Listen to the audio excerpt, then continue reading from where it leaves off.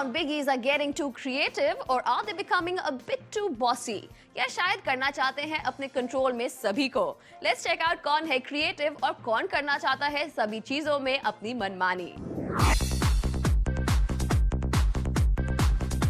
सलमान खान जैसा कोई नहीं दूजा।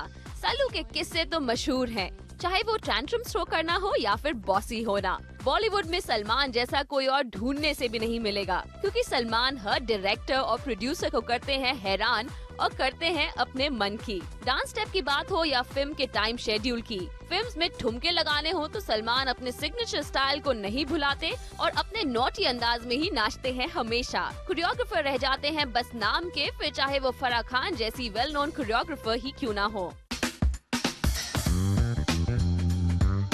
सलमान और ऐश्वर्या राय का साथ था छोटा, लेकिन संगत का असर तो होता ही है ना। कुछ ही सही, लेकिन सलमान के बॉसी बिहेवियर की छाप तो ऐश में भी नजर आती है। बच्चन बहू ने एक स्टेज परफॉर्मेंस के लिए नहीं ली कोरियोग्राफर की हेल्प। सॉन्ग ट्रैक को चूज करने के साथ साथ Aishwarya had choreographed the steps of the performance on her own. जहां दिमाग को इस्तेमाल करने की जरूरत नहीं होती, वहां पर भी बच्चन बहू करती हैं अपने आप को आगे। वो बात अलग है कि कहीं तुक्का लग जाता है और कहीं वो हो जाती है फेल।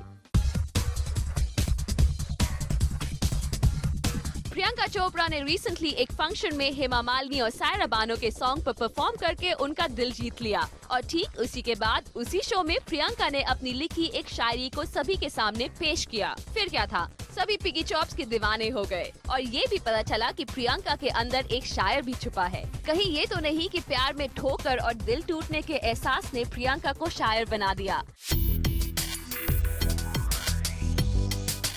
अक्षय कुमार की बॉक्स ऑफिस पर फिल्म्स के हशर को देखकर ऐसा लगता तो नहीं कि अखी में क्रिएटिविटी का कोई भी गुण है। जिस तरह से उनकी फिल्म्स फ्लॉप हो रही हैं, लगता है he has even lost the taste of selecting good films। लेकिन अपने बॉसी नेचर से करते रहते हैं वाकिफ सभी को। डायरेक्टर हो या को स्टार, सभी को होना पड़ता है अखी से 2-4। इतनी इनसिक्योरिटी होती है अखी को अपने को स्टार से कि वो उनके रोल को एडिट करवा देते हैं डायरेक्टर को कहकर। ना जाने अब तक कितने को स्टार्स को इनके इस अत्याचार से गुजरना पड़ा। सैफ अली खान भी है खूब, अब इसे इनकी खूबी कहे या फिर कुछ और। सैफ फिल्म एजेंट विनोद के प्रोड्यूसर होने का रौब दिखा रहे हैं डायरेक्टर श्रीराम राघवन पर। डायरेक्टर राघवन को किया खूब परेशान सैफ ने, और वो भी इस तरह से कि सैफ खुद ही फिल्म एजेंट विनोद की एडिटिंग करना चाहते हैं, जिसके लिए सैफू ने बहुत प्रेशराइज किया श्रीराम राघवन को। एडिट रूम तो सैफ का दूसरा घर हो गया है। नींद से जैसे ही सैफ ने आंखें खोली तो सबसे पहले वो एडिट रूम की तरफ भागते हैं। लगता है सैफ ने ठान ही लिया है कि वो बॉलीवुड के सेकंड मिस्टर परफेक्शनिस्ट बन के रहेंगे। पर क्या सैफ आमिर की तरह अपने आप को प्रूव कर पाएंगे? आमिर खान जब भी किसी फिल्म डायरेक्टर के साथ काम करते हैं तो जरूर उन्हें लगता है कि आमिर बन रहे हैं बॉसी, पर ऐसा बिल्कुल नहीं होता। जिस भी फिल्म में आमिर करते हैं इंटरफेयर, वो बन जाती है सबसे बड़ी ब्लॉकबस्टर। तो भले वो जाने तू या जाने ना हो, 3 इडियट्स या फिर लगान या फिर तारे ज़मीं पर।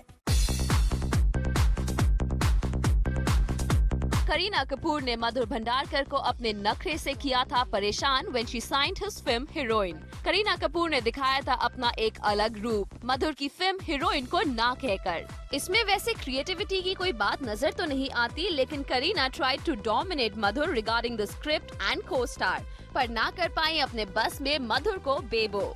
करीना का हर एफर्ट रहा फ्लॉप मधुर को अपने बॉसी नेचर से वाकिफ कराने का। And finally, when she realized that Madhur could no longer take her tantrums, Kareena dished Madhur and backed out of the movie.